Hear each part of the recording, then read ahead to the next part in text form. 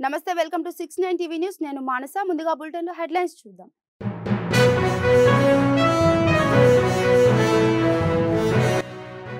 CM Revanth రెడ్డితో MRPS వ్యవస్థాపక అధ్యక్షుడు భేటీ ఎస్సీ రిజర్వేషన్ల వర్గీకరణ అమలులో లోటుపాట్లను చర్చించిన మందకృష్ణ మాదిగ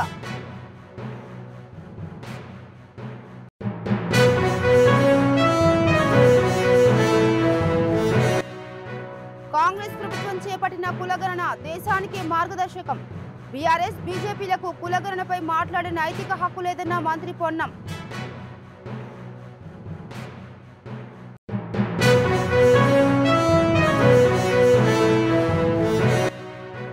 కాంగ్రెస్ ను ఓడించేందుకు బీఆర్ఎస్ బీజేపీ లోపాయికారి ఒప్పందం చేసుకున్నాయి ఫామ్ హౌస్ కే పరిమితమైన కేసీఆర్ కి ప్రతిపక్ష హోదా ఎందుకన్నా టీపీసీసీ చీఫ్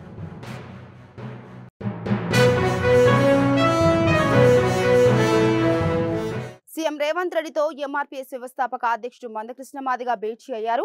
ఎస్సీ రిజర్వేషన్ల వర్గీకరణ అమల్లో భాగంగా విద్యా ఉద్యోగాల్లో 3 గ్రూపులుగా వర్గీకరించబడిన ఎస్సీ ఉపకులాల రిజర్వేషన్లకు సంబంధించి రాష్ట్ర ప్రభుత్వం ఆమోదించిన నివేదికపై వారు కీలక చర్చలు చేపట్టారు.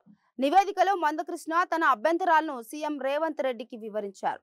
ఎస్సీ రిజర్వేషన్ కు అనుకూలంగా ప్రభుత్వం తీసుకున్న నిర్ణయం పట్ల సానుకూలంగా ఉన్నామని, అయితే జస్టిస్ షమీం అఖ్తర్ ఏకసభ్య కమిషన్ ఇచ్చిన నివేదికలో ఉన్న లోపాల వల్ల మాదిగలు మరికొన్ని ఉపకులాల హక్కులు వాటా అస్తిత్వం భవిష్యత్తు ప్రమాదంలో పడుతుందని మందకృష్ణ తెలిపారు. ఆయా సమస్యల పరిష్కారానికి సీఎం రేవంత్ రెడ్డి ముందు పలు సూచనలు ప్రతిపాదనలు పెట్టారు.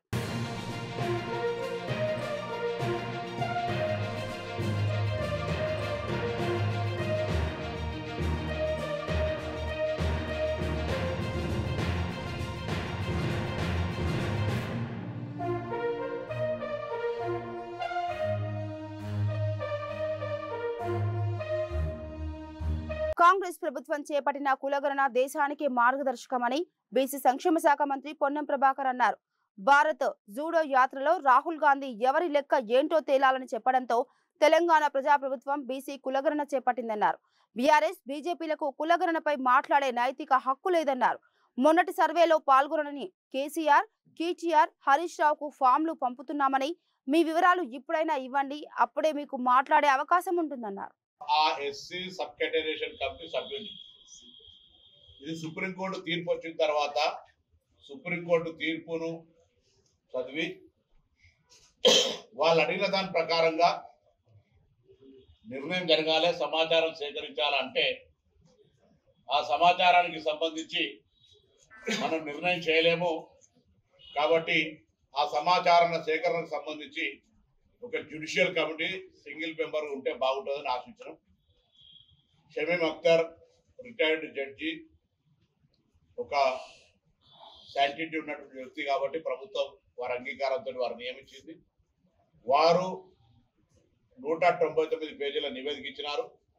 199 పేజీల నివేదికను యథాతంగా అమలు చేసి సబ్ కమిటీగా క్యాబినెట్ ముందు ఉంచడం. అందులో 59 కులాలకు సంబంధించిన జస్టిఫికేషన్ రాసిండు పేరా వైజ్ గా. దాని ప్రకారంగా మేము ఏకసభ్య కమిషన్ ఏ జడ్జి రిటైర్డ్ జడ్జి ఇచ్చిండో దాని లోపల ప్రభుత్వంగా మేము ఎక్కడ జోక్యం చేసుకోవాలి, ఎవరికి అన్యాయంగా కానీ ఎవరికి వ్యతిరేకంగా కానీ మార్పులు చేర్పులు మేము పార్టిసిపేట్ చేయాలి. ఏ నినాదం ఉంటే ఆ నినాదం, బతుకమ్మ నినాదం, కొన్ని రోజులు ఢిల్లీ లిక్కర్ నినాదం, కొన్ని రోజులు మళ్ళీ ఇప్పుడు బీసీ నినాదం, మొన్న గతంలో కొద్ది రోజులు ఇంకో నినాదం. దయచేసి ఇటువంటి వద్దు. జాగృతి అప్పుడప్పుడు యాదికి వచ్చినప్పుడు జాగృతి ఇవన్నీ వద్దు.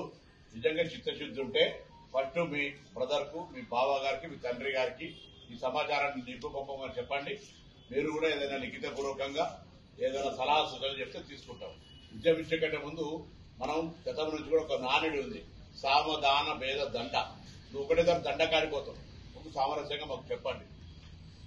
చేయనప్పుడు జరుగుతుంది అనేటువంటి తేడా వివరించే ప్రశ్న చేయండి.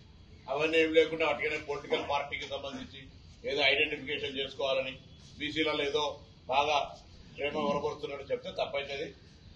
కాబట్టి దయచేసి అటువంటి మళ్ళీ మిమ్మల్ని ఒక ఆడపడుచుగా ఆడబిడ్డగా మాతోటి మాట అనిపించుకునేటువంటి ప్రయత్నం వద్దు. మీ చిత్తశుద్ధిని మీకు తప్పకుండా మీరు at least we are very softer because you participated in survey. Farm house కే పరిమితమైన కేసీఆర్ కి ప్రతిపక్ష హోదా ఎందుకని గజ్వేల్ ప్రజలను పట్టించుకోకుండా ఫామ్ హౌస్ లో కేసీఆర్ సేద తీరుతున్నారని టీపీసీసీ అధ్యక్షులు మహేష్ కుమార్ గౌడ్ విమర్శించారు. సిద్దిపేట జిల్లా గజ్వేల్ మండలంలోని రిమ్మనగూడ గ్రామంలోని ఓ ప్రైవేటు హోటల్లో ఆయన మీడియాతో మాట్లాడుతూ తెలంగాణలో బీఆర్ఎస్ దుకాణం బంద్ అయిందని, ఎమ్మెల్సీ ఎన్నికల్లో కాంగ్రెస్ పార్టీ అభ్యర్థులను ఓడించడానికి బీఆర్ఎస్ బీజేపీ లోపాయికారి ఒప్పందంతో ఎన్నికలకు వస్తున్నాయని ఆరోపించారు. పార్లమెంట్ ఎన్నికల్లో మాదిరిగానే ఎమ్మెల్సీ ఎన్నికల్లో పరోక్షంగా బీజేపీకి బీఆర్ఎస్ పార్టీ మద్దతిస్తుందన్నారు మహేష్ కుమార్ గౌడ్. కరీంనగర్, నిజామాబాద్, మెదక్, ఆదిలాబాద్ ఉమ్మడి జిల్లాలకు సంబంధించినటువంటి గ్రాడ్యుయేట్స్ ఎమ్మెల్సీ ఎన్నికలు ఈ నెలలో జరగబోతూ ఉన్నాయి. కాంగ్రెస్ అభ్యర్థిగా ప్రముఖ విద్యా సంస్థల అధినేత నరేందర్ రెడ్డి గారిని అక్కడ ఉన్నటువంటి కాంగ్రెస్ నాయకుల యొక్క ఆభిష్టం మేరకు నిర్ణయం చేయడం జరిగింది. వాళ్ళ నామినేషన్ ప్రక్రియకి కరీంనగర్ వెళ్తూ ఉన్నాం. వెళ్తూ అపోజిషన్ పార్టీ లీడర్ ప్రాతినిధ్యం వహిస్తున్నటువంటి నియోజకవర్గం గుండా పోతా ఉన్నాం కాబట్టి ఒకసారి వారి నిద్ర లేపి తలుపు తట్టి పోదామనే ఆలోచనతో ఈ మీడియా సమావేశం ఏర్పాటు చేసింది. మిత్రులారా, మీకు తెలుసు, ఈ రాష్ట్రంలో కాంగ్రెస్ పార్టీకి అధికారం ఇవ్వడానికి 63 స్థానాలు ఇస్తే 10 ఏళ్ళు ముఖ్యమంత్రిగా చేసిన కేసీఆర్ కూడా సముచిత స్థానం ఇచ్చి ఆపోజిషన్ హోదా కట్టబెట్టినారు. అసెంబ్లీకి ముఖం చాటేసినారు. మీకు ఎప్పుడన్నా కలిసిండో లేదో నాకు తెలియదు, నర్సరెడ్డి గారు చెప్పాలి. సంవత్సర కాలంలో కనీసం నియోజకవర్గంలో ఒకసారి పర్యటించి కార్యకర్తల యొక్క కష్టాల్లో మమైకమైనటువంటి సందర్భం నాకైతే కనబడట్లేదు. నేను మీ ద్వారా ఓటేసినటువంటి ఇక్కడ ప్రజల ద్వారా వారిని అడుగుతూ ఉన్నాను, మీకు ప్రతిపక్ష హోదా ఇచ్చి గౌరవిస్తే మీరు కనీసం అసెంబ్లీకి కూడా రాకుంటే ఈ ప్రతిపక్ష హోదా మీకు అవసరమా అని రాష్ట్ర ప్రజలు అడుగుతూ ఉన్నారు. ప్రజలు ఇచ్చిన అవకాశం ప్రజల కోసం సద్వినియోగం చేయాల్సిన ఈ పరిస్థితిలో వారు ఫామ్ హౌస్కి పరిమితమయ్యేది అవ్వడం అనేది చాలా బాధాకరం. ఇంకా ఎన్నికల విషయానికి వస్తే సేమ్ పార్లమెంట్ ఎన్నికలు జరిగినటువంటి తంతే ఇప్పుడు జరుగుతూ ఉంది. బీజేపీ పార్టీతో లోపాయికార్ ఒప్పందంలో ఉండి ఆనాడు బీజేపీ 8 స్థానాలు గెలవడానికి లోపాయికారిగా సహాయ సహకారాలు అందించినటువంటి బీఆర్ఎస్ పార్టీ ఇవాళ కూడా ఇక్కడ అభ్యర్థి నిలుపుకోవడం అంటే బీజేపీకి సహాయ సహకారం అందించాలనే ఒక నిర్ణయంతో కనబడతా ఉంది. రాజకీయాల్లో దోస్తీ అనేది, పొత్తులు అనేవి చాలా బాటంగా జరుగుతాయి. కానీ మనం 10 ఏళ్ళుగా చూస్తూ ఉన్నాం. ఈ రాష్ట్రంలో బీజేపీ కేంద్రంలో ఉన్న అధికార పార్టీతో లోపాయికార ఒప్పందంలో, చీకటి ఒప్పందంలో బీఆర్ఎస్ పార్టీ ఉంది. దాంట్లో భాగంగానే ఇవాళ వారు అభ్యర్థి నిలపకుండా బీజేపీకి సహకరించే అవకాశాన్ని పరిశీలిస్తూ ఉన్నారు. ఇక మేడ్చల్ జిల్లా పూడూరు గ్రామంలో 4.70 కోట్ల రూపాయల నిధులతో నిర్మాణం చేపట్టిన కూరగాయల పండ్ల ప్రాసెసింగ్ యూనిట్ భవనాన్ని మాజీ మంత్రి మల్లారెడ్డి ప్రారంభించారు. ఈ సందర్భంగా ఆయన మాట్లాడుతూ రైతును రాజును చేయాలనే లక్ష్యంతో ఇలాంటి కార్యక్రమాలు చేపట్టడం జరిగిందని తెలిపారు. బీఆర్ఎస్ ప్రభుత్వ హయాంలో కూరగాయలు పండ్ల ప్రాసెసింగ్ యూనిట్ భవనానికి భూమి పూజ చేసుకోవడం జరిగిందని తెలిపారు. రైతులు దీనిని సద్వినియోగం చేసుకోవాలని ఎమ్మెల్యే మల్లారెడ్డి సూచించారు.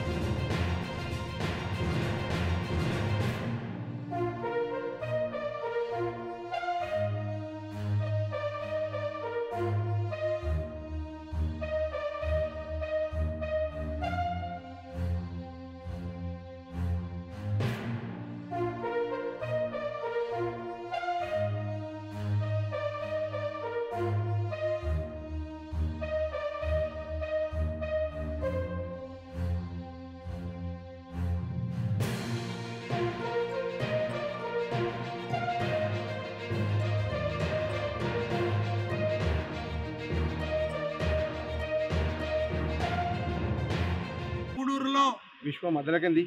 తెలంగాణలో మొట్టమొదటిసారి మన కేటీఆర్ గారి ఆలోచన మేరకు రైతులు ఎప్పుడు కూడా రాజులు కావాలి, రైతులు ఎప్పుడు కూడా గొప్పలు కావాలని చెప్పి పెద్ద ఆలోచనతోటి కేంద్ర బడ్జెట్ తోటి 4,70,00,000 తీసుకొచ్చిండు మా మల్కాజ్గిరి ఎమ్మెల్యే రాజశేఖర్ రెడ్డి గారు. గట్టిగా సపోర్ట్ కొట్టరు. ఆ 4,70,00,000 ఈరోజు ఫుడ్ ప్రాసెస్ యూనిట్. ఇది ఫుడ్ అంటే 14 గ్రామాలు మేడ్చలు ఉన్నాయి దీని చుట్టుముట్టు. మా ప్యాక్ చైర్మన్ కానీ ప్యాక్ డైరెక్టర్లు కానీ వీళ్ళందరూ సహకారంతో ఇవాళ మంచిగా నిర్మించుకున్నాము, ఎక్విప్మెంట్ తెచ్చుకున్నాము, ఫుడ్ ప్రాసెస్ యూనిట్ ఈరోజు ప్రారంభించుకున్నాం. దీంట్లో ఏంటంటే రైతులంతా కూడా మనం అంతా హైదరాబాద్ మల్కాజ్గిరి మేడ్చల్ రైతులంతా కూడా సిటీకి దగ్గర ఉన్నాము. మంచి పంటలు పండించుకోవాలి. టమాటా కానీ, ఆలు కానీ, బెండి కానీ, కూరగాయలు మంచి కూరగాయలు పాలి హౌజులు వేసుకొని పండించుకుంటే పెద్ద పెద్ద పంటలు పండుతాయి. అవన్నీ కూడా ఇక్కడ తీసుకొచ్చి మన ఫుడ్ ప్రాసెస్ యూనిట్లా మనం అవిటి కూడా క్లీన్ చేసుకోవచ్చు. టమాటాలతో జ్యూస్ చేసుకోవచ్చు, ఆలుగడ్డలతో చిప్స్ చేసుకోవచ్చు. రకరకాలుగా రైతులకు ఫ్రీగా అన్నీ కూడా ఇక్కడ ప్రాసెస్ యూనిట్ ఉంది కాబట్టి మనం అందరం కూడా చేసుకొని వీటిని కూడా అమ్ముకుంటే మనమే పండించుకోవచ్చు, మనమే ప్రాసెస్ చేసుకోవచ్చు, మనమే మార్కెటింగ్ చేసుకోవచ్చు. దానికోసమే ఈరోజు ఈ యూనిట్ ఇక్కడ ప్రారంభించడం. తెలంగాణలో ఎక్కడ లేదు, ఫస్ట్ టైం ఈ యూనిట్. అప్పుడు మన కేసీఆర్ గారు సీఎం ఉన్నప్పుడు ఇదంతా కూడా ఆయన ఆశీర్వాదంతో ఇదంతా కూడా మా రాజశేఖర్ రెడ్డి గారు, నేను ఇవన్నీ కూడా ఇక్కడ మంచిగా ల్యాండ్ ఇచ్చి పూడూరులో ఇవన్నీ చేసినందుకు ప్రజలకందరికి కూడా రైతులకందరికి కూడా మంచి ఉపయోగం అవుతుంది. వాళ్ళందరూ కూడా ఇవన్నీ కూడా దీన్ని మంచిగా యూటిలైజ్ చేసుకోవాలి. ప్యాక్ చైర్మన్ దీనికి పెద్ద డైరెక్టర్లు కూడా కలిసి రైతులకు అందరికి కూడా వాళ్ళకి హెల్ప్ చేసి వాళ్ళకి మంచి పంటలు పండించి వాళ్ళకి అన్ని కూడా ప్రాసెస్ చేసి వాళ్ళకి మంచిగా డబ్బులు వచ్చేటట్టు చేయాలని కూడా. ఇక హైదరాబాద్ పాత బస్తీలో బండ్లగూడ పోలీసుల ఆధ్వర్యంలో డ్రగ్స్ అవేర్నెస్ ప్రోగ్రాం నిర్వహించడం జరిగింది. ఈ కార్యక్రమానికి ముఖ్య అతిథిగా Telangana anti narcotics director Sandeep షింజీలాతో పాటు narcotics ACP Subbarami Reddy, inspector Srinivasulu విచ్చేశారు. ఈ సందర్భంగా స్కూల్ పిల్లలతో మాట్లాడుతూ డ్రగ్స్ వాడటం వల్ల కలిగే నష్టాలను తెలియజేశారు. అలాగే ట్రైన్ చేసిన డాగ్ పనితీరును స్వయంగా చూపించారు. పిల్లలు బాగుంటేనే దేశం బాగుంటుందని, అందుకే డ్రగ్స్ కు అలవాటు పడకుండా జీవితాన్ని చక్కటి మార్గంలో సరిదిద్దుకోవాలని సూచించారు.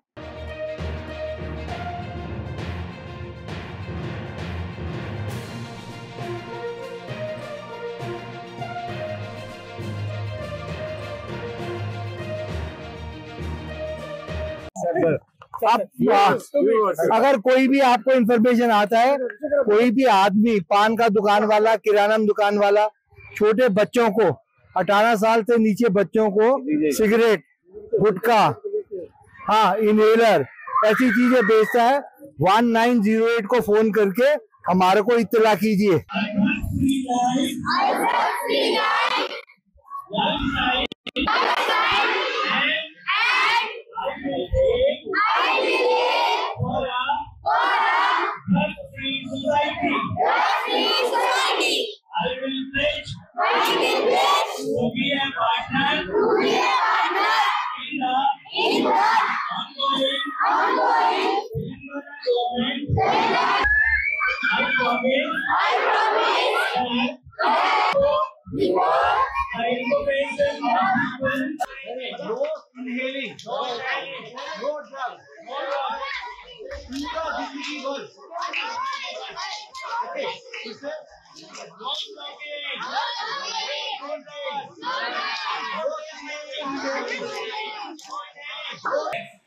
कानून क्या है कि स्कूल कोई भी सिगरेट का दुकान नहीं होना, कोई भी गलत दुकान नहीं होना। कानून ये है।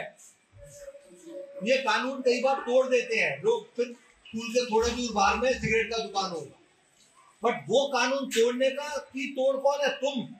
क्या पहले ये पूरा मर जाएगा, फिर ये पूरा मर जाएगा, उसके बाद आप क्या करेगा? ऐसे पिएगा, फिर किसमें लेगा? సంగారెడ్డి బిఆర్ అంబేద్కర్ స్టేడియం అభివృద్ధి కొరకు 32 కోట్ల రూపాయలు మంజూరు చేయించాలని తెలంగాణ స్పోర్ట్స్ అథారిటీ చైర్మన్ శివసేనారెడ్డికి TPCC working president Jagga Reddy, TGIIC chairman Nirmala Jagga Reddy స్టేడియంకు సంబంధించిన ప్రతిపాదనలు అందజేయడం జరిగింది. అందులో ఇండోర్ స్టేడియంలో basketball, kabaddi, shuttle, chess, handball, volleyball, gym, cricket క్రీడలను అభివృద్ధి చేయడానికి సుమారు 32 కోట్ల రూపాయలు మంజూరు చేయాలని కోరారు. ఇప్పుడు మన స్పోర్ట్స్ చైర్మన్ శివసేన రెడ్డికి మన సంగారెడ్డి అంబేద్కర్ స్టేడియంలో స్టేడియం ఉంది కదా, కొన్ని ప్రతిపాదనలతోటి మనము స్పోర్ట్స్ చైర్మన్ గారికి ఇవ్వడం జరిగింది. ప్రధానంగా ఏంటంటే మేజర్గా ఏంటంటే గత కొన్ని సంవత్సరాల క్రితం మనకు స్పోర్ట్స్ హాస్టల్ ఉండే, అవకాశం ఉంటే ఈసారి స్పోర్ట్స్ హాస్టల్ మళ్ళీ ఏర్పాటు చేయాలని, కొత్త బిల్డింగ్ కట్టాలని, అట్లాగే ఫుట్బాల్ మ్యాచ్ కోచ్ కానీ, వాలీబాల్ కోచ్ కానీ, అట్లాగే ఇవి ఇంకా లైటింగ్ ఏర్పాట్లు కానీ, ఇండోర్ స్టేడియం కావాలని. ఈ ఇండోర్ స్టేడియం చాలా పెద్దగా ఉండాలి. ఇండోర్ స్టేడియం కూడా ఏంటంటే ప్రధానంగా అందులో ఇండోర్ స్టేడియంలో badminton, volleyball and indoor stadium ఏమున్నాయి ఇంకా gym, volleyball, kabaddi, basketball, badminton, ఇవన్నీ కూడా షటిల్ కూడా ఇవన్నీ ఇండోర్ స్టేడియం ఉండాలి. మిగతా అన్ని క్రికెట్ కి సంబంధించి కానీ, ఫుట్బాల్ కి సంబంధించిన కోచెస్ లేరు. అంటే ఇది జిల్లా హెడ్ క్వార్టర్ ప్రధానంగా దాదాపు 5-6 కాన్స్టిట్యూన్సీలలో కానీ చుట్టుపక్కల విలేజెస్ ఈ గేమ్ లో ఇంట్రెస్ట్ ఉంటారు. బెహరీన్ దేశానికి చెందిన ఉన్నతాధికారులతో కలిసి తెలంగాణ రాష్ట్ర వ్యవసాయ శాఖ మంత్రి తుమ్మల నాగేశ్వరరావు కూకట్పల్లిలోని లులు మాల్లో పర్యటించారు. తెలంగాణ నుంచి వివిధ వ్యాపారాలు, ఎగుమతులు, దిగుమతుల విషయమై బెహరీన్ అధికారులతో మంత్రి తుమ్మల వివరించారు. రాష్ట్రంలో పండించిన వ్యవసాయ ఉత్పత్తులు, పండ్లు, ఎగుమతుల, దిగుమతుల విషయమై బెహరీన్ దేశస్తులతో మంత్రి చర్చించినట్లు తెలిపారు.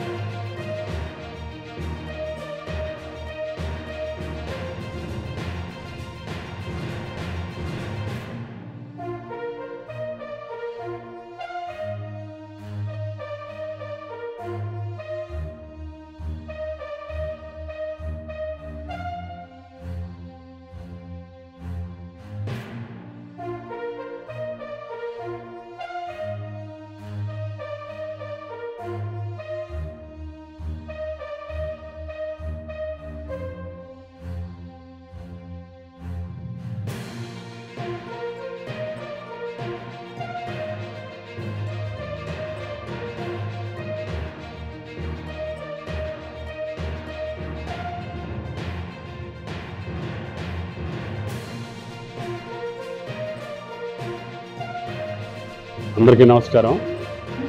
ఈరోజు లులు గ్రూప్ ఆధ్వర్యంలో బెహ్రెయిన్ అంబాసిడర్ గారు, వాళ్ళ ఛాంబర్స్ ఆఫ్ కామర్స్ టీం మొత్తం డెలిగేషన్ వచ్చారు. మన రాష్ట్రానికి వచ్చిన సందర్భంలో తెలంగాణలో ఉన్నటువంటి అవకాశాలు, వాళ్ళకి సంబంధించినటువంటి ముఖ్యంగా అగ్రేరియన్ బేస్డ్ ప్రొడక్ట్స్ మీద, అదేవిధంగా ఫుడ్ ప్రాసెసింగ్ మీద, మన రాష్ట్రంలో ఉన్నటువంటి పంటలకు సంబంధించి మనం పండించేటటువంటి పంటలు దేశవ్యాప్తంగానే కాకుండా ప్రపంచవ్యాప్తంగా ప్యాడీ కానీ, కాటన్ కానీ, పప్పు దినుసులు కానీ, అదేవిధంగా మ్యాంగో కానీ, పండ్లు, పూలు, కూరగాయలు అన్నిట్లో కూడా తెలంగాణ నెంబర్ 1గా ఉంది.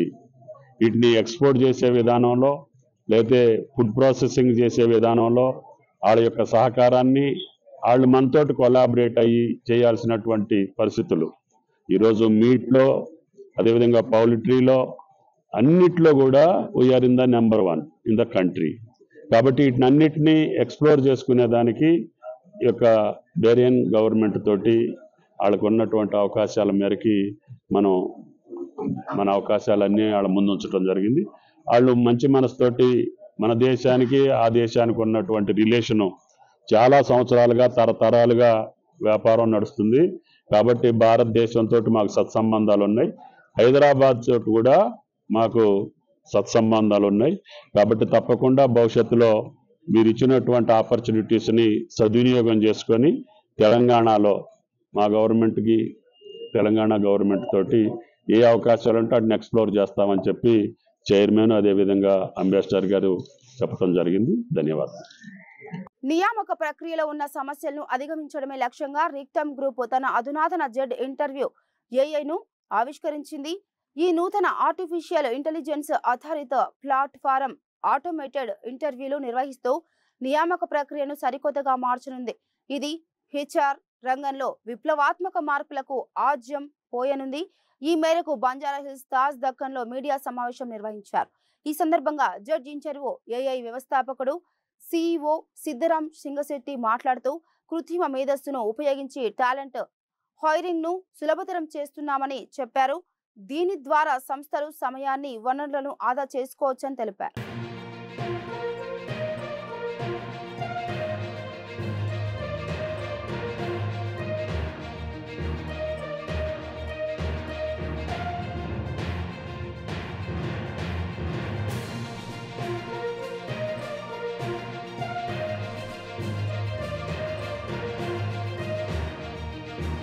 Virtual avatars will conduct job interviews.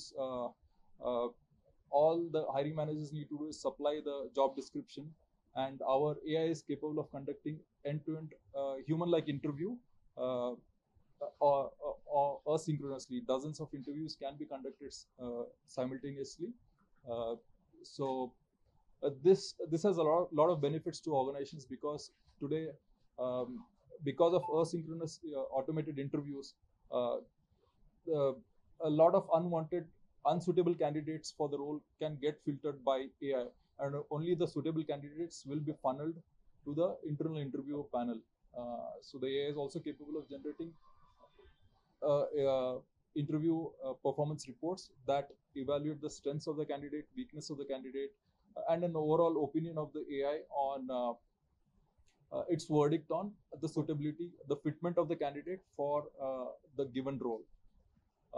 So we have found that the early adopter customers that we have acquired, more than 50% organizations are finding that they're able to cut the hiring time and cost by more than 50%. ఇక bulletin ముగించే ముందు headlines మరోసారి.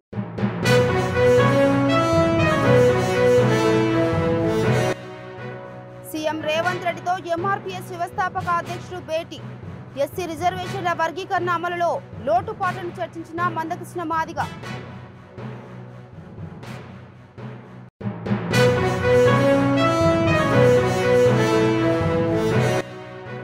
కాంగ్రెస్ ప్రభుత్వం చేపట్టిన కులగణన దేశానికే మార్గదర్శకం. BRS బీజేపీలకు కులగణనపై మాట్లాడే నైతిక హక్కు లేదన్న మంత్రి పొన్నం.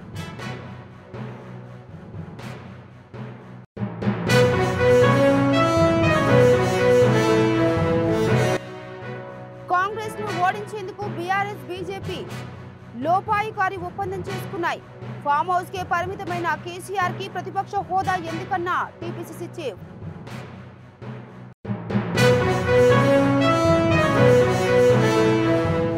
ఇవి బులెటిన్ అప్డేట్స్. మరో బులెటిన్ తో మళ్ళీ కలుద్దాం. అంతవరకు చూస్తూనే ఉండండి 69 టీవీ న్యూస్. నమస్తే.